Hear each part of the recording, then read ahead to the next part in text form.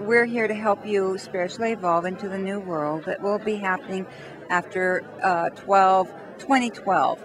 And as the The end of the man calendar. Yeah. right, Mayan calendar.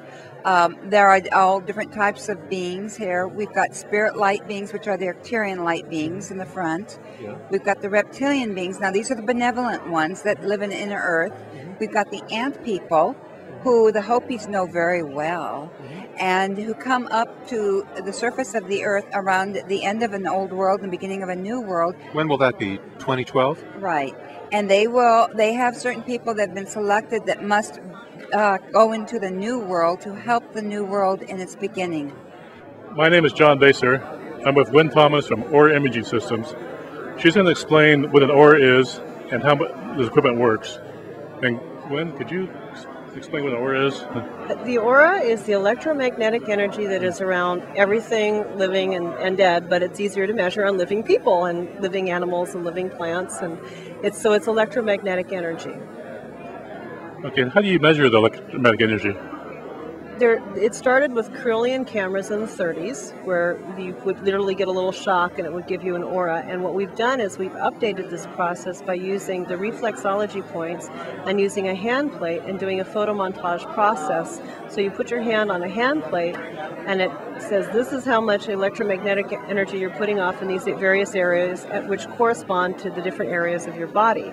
And we actually have doggy and kitty ones too, so we can do this on your cats and your dogs, which is always fun. But it's a very, very serious thing in that it does show you how much energy you have.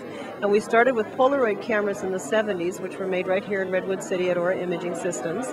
And then from there, we went to the computer systems in the late 90s when the CPUs and the computer processors caught up with the amount of shifting that the aura can do. And now we can do both a printout, we can do everything we did with the cameras in the 70s with the computer, plus we can do a full body image, which we couldn't do on the Polaroid cameras. Does everything have an aura to it? Yes, everything does have an aura to it. It's a little harder to measure the aura of a piece of dead wood than it is to measure it on a human being. You need a lot more sensitive equipment. So we keep our auras to the living things such as cats, dogs, and people. It's actually fun. Cats and dogs don't hold still so well, so we don't do them on the computer. We actually have a little plate that we can put on the Polaroid camera. You say you do it on living things. What about if a person dies? Do they lose the aura? I think that we do lose a lot of our electromagnetic energy when we die, but there is a little bit left. That's what holds the atoms and things like that together, which is a lot harder to measure, of course. And if you were to be dead and you were to have your hand on this camera here, it isn't sensitive enough to measure that. And as far as I know, I don't think it would. Also, could you explain how this equipment works? Sure. Because there's a place where you put your hand on the hand plate. Right. And I'm going to move over to here. And to place my hand on this, that's hooked to the computer, which also measures the aura? Right. It's basically, it measures electromagnetic output. The same way this cheap little light that I got at a local five and dime kind of store does, except that this one actually talks to the computer. So you can see everybody has an aura, but what happens is this little hand plate talks to the computer just like the one that's attached to this camera talks to the camera. And it measures the reflexology points on your hand as far as what areas are going to be what color. There's an electronic value that comes out for the color value, and that then says, okay, this much has this much color value here, and that is what the left side is. The left side is then orange, or the right side is blue, or however, wherever the colors go, it knows by the amount of electronic energy in that spot. And reflexology does work, so it's been used for hundreds of years in acupuncture and things like that. So it's a very interesting science behind it. It's actually based on science. Can it be used for medical diagnosis or mental diagnosis? We can certainly judge some things about your personality from it. If you get a good aura reader, you can get a lot of information about someone's personality through their colors. You can and you can tell where some of the health issues are. Now, it's not an exact science for that. We prefer things like MRIs and stuff like that for the real things. I know I personally could say, oh, that looks like my shoulder's out on that one because there's a big spot of orange there or whatever. But on the other hand, I wouldn't say that the AMA would be happy if we went around diagnosing people with the Aura camera. They'd probably make us stop making them. Stuff like that exactly happens. And it is based on reflexology. Okay, what exactly is reflexology? It's the spots that correspond on the body to different energy parts, and we actually have, there is an actual reflexologist that's with us in our midst here, who does foot reflexology.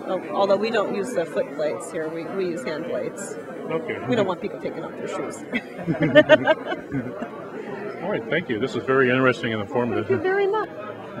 I'm with David Sereda, who is the director of Dan Aykroyd, Unplugged on UFOs.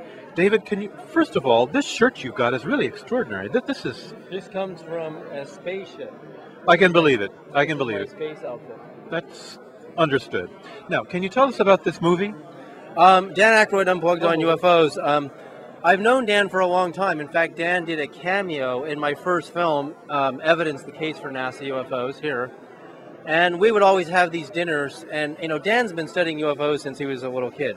And not a lot of people in Hollywood know that he's the most knowledgeable celebrity on the subject of UFOs. So Why is he so knowledgeable on UFOs? Because at a very young age, he was exposed to the phenomena by his parents, and he started having experiences, and with ghosts and other paranormal phenomena.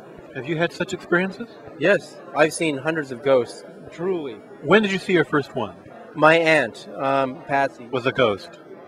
She died on January the 11th. It was 1987, and I was sleeping in my room, actually sleeping on my friend's sofa, my writing partner's sofa, in Redondo Beach, and I felt this feminine hand touching my leg, and I looked up and I saw this beautiful woman in white with a thin violet strip roll around her body. She was hovering. And I didn't know it was my aunt at the time, but I was just, my heart started beating through my chest like crazy. I was like blown out of my skin. And, even with all the fear, my aunt didn't go away. She was just hovering there. And pretty soon I said something to her telepathically. I said, I can't help you right now, but I said, there's something in your heart you need to work out about kindness. That's what I said to her telepathically. And I said, please leave. You told that to your aunt? Yeah, can you believe it?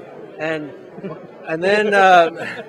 She's my step-aunt, actually, but she was a... Did you like your aunt? Oh, I love Patsy. Patsy was a famous quilt maker. She spent a lot of time with the Dalai Lama. She was at a Tibetan Buddhist retreat in the Bay Area, and she got a brain aneurysm and dropped dead.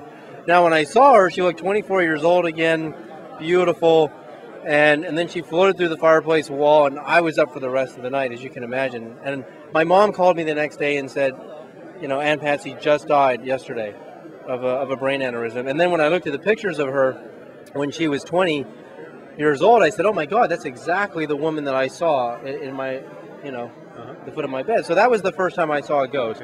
Now, tell us something about this movie, this Dan Aykroyd Unplugged on UFOs. Can you talk to us about this? Well, what's the movie about? It's really about Dan Aykroyd's mind, and it's got a wealth of amazing footage of UFOs from the most recent to the most distant past, and expert witness testimony from astronaut Gordon Cooper, U.S. Air Force retired Ken Storch, John Schuessler, who worked at NASA as a contractor for years. A lot of people. President Reagan's statement at the UN. There's so much expert. What did he say at the UN? Reagan said, in fact, Aykroyd knew Reagan, and he said that Reagan had his own sighting of a UFO, for one, and that he spoke about it to a lot of people, which he describes in the film. And then all of a sudden, Reagan, of course, supports Star Wars, the Space Defense Initiative. And then he speaks at the UN that, what if we were faced with an alien threat from outside this world? How quickly? Reagan said that? Reagan said that. How quickly our differences worldwide would dissolve if we were facing this threat. How quickly we would come together, stop fighting each other, and fight the threat. So I really believe that Reagan wasn't speaking metaphorically, because he had his own sighting.